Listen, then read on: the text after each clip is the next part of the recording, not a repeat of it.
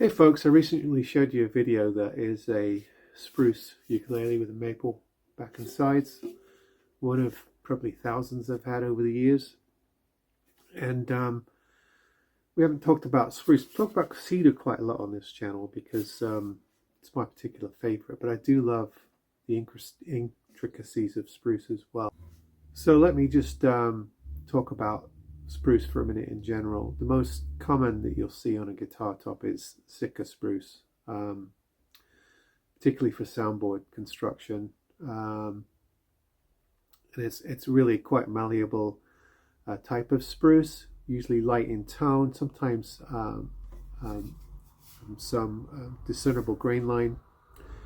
Can be quite tight.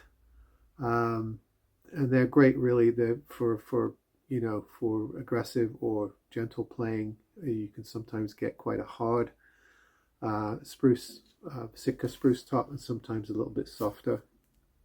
One you don't see quite as much is Lutz spruce, which is a hybrid between Sitka and white spruce.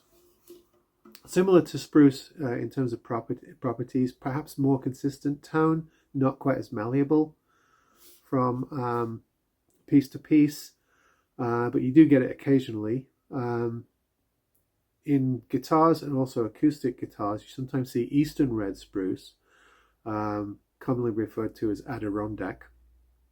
Slightly heavier and stiffer than your Sitka spruce, which gives it slightly more volume. So it's really good for a guitar that you want to punch and speak quite loud, particularly for guitar players who are a bit more aggressive. You'll find, Eastern red spruce or Adirondack spruce.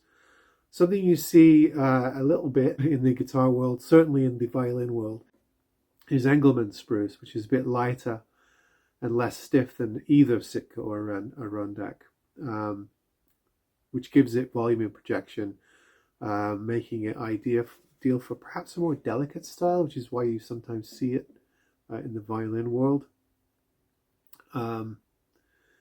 Sometimes it's whiter, creamier than Sitka. It can be quite a stark appearance, Engelmann can be, but certainly maybe a little bit quieter and gentler than Sitka spruce.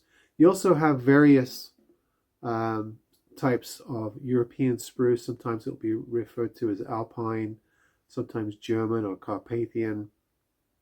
It's harvested a lot throughout Europe and is chosen by various luthiers in terms of its rating, AAA, AA, for high-end guitars or even high-end violins as well. It is what Stradivarius used in his violins, the great violins. Same with the Marti, Guarneri. They often used Alpine spruce and went through a very rigorous process to source it, tone it, dry it, that sort of thing. So it's often, a very specialized form of spruce. Quite white in color, often a lot more blanched than Sitka. So much that sometimes it's referred to as moon spruce or high altitude spruce. And they're often harvested at certain phases in the moon cycle, to do with sap content, things like that. And a lot of luthiers, particularly in the early years, the 16th, 17th century, they had mystical theories about when you should harvest a piece of spruce, when it would yield the most sound to the axe, when to whittle it down, how to dry it, how long to dry it, and developed quite a lot of mystique around the selection process. Stradivari was famous for walking around mountainsides tapping on trees to decide which one he would harvest, and there are many other stories of other luthiers since then as well. But spruce is really a really beautiful soft wood. It's your tone-giving wood on the top of an instrument. So the backwood is often for structural integrity. It does give you some tone. It drives the sound as well. But most of your resonance comes through the top, which is often a spruce or a cedar. But there are quite a lot of different spruce types. And you know, luthiers always save spruce, no matter, you know, how abject or scrappy looking it might be. You can always cut it and use it for, you know, internal cleating, or you know, for bridge plates and things like that. We tend to keep spruce around. It can always be used for patching or cleating, or sometimes used as a shim, for instance, on a nut or on a bridge, on a saddle. It's very, very valuable stuff.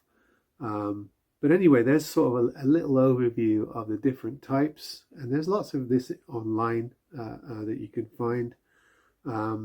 Martin has a great page on it. It also goes into the hardwoods for back and sides, and all the different types of cedar, different types of mahogany, that kind of thing. But I just thought we'd talk about spruce. I've got guitars that are Sitka.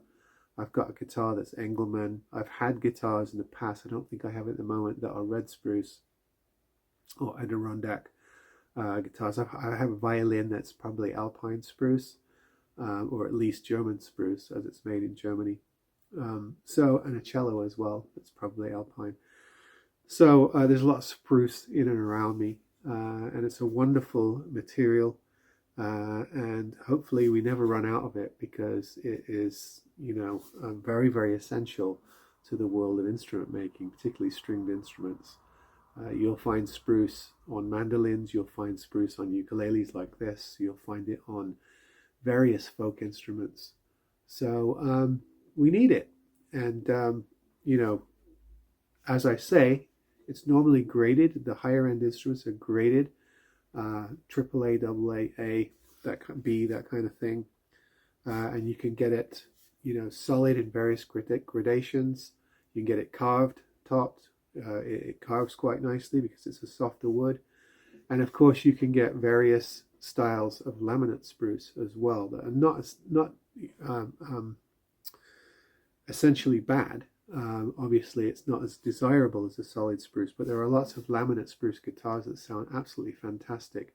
And then when you get into the world of archtops, electric guitars, you know, it's quite essential to laminate the spruce because it gives it more structural integrity, particularly with a crisscross laminate that binds it and keeps it from splitting.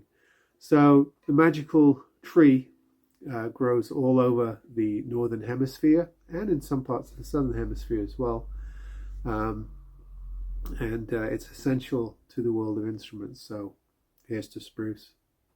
See you on the next one.